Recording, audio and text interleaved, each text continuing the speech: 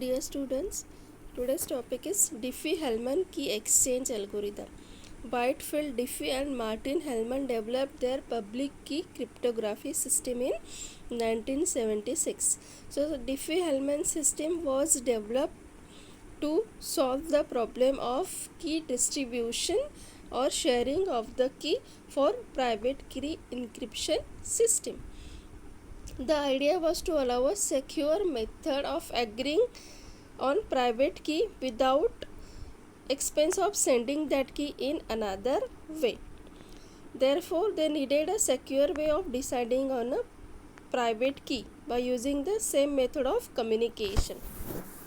So the Diffie-Hellman algorithm works like, assume we have two people that need to communicate securely and thus need to agree on the encryption key. For example, P1 and P2 are the two persons. So P1 and P2 agree on two large integers such as A and B, such that 1 is less than A is less than B, means A and B should be greater than 1.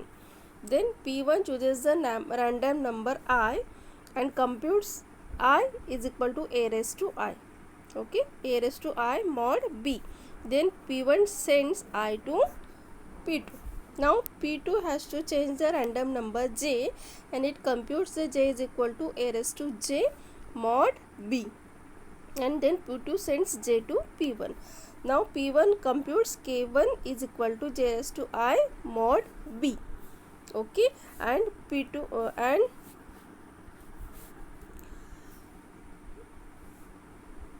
P2 computes K2 is equal to I raised to J mod B.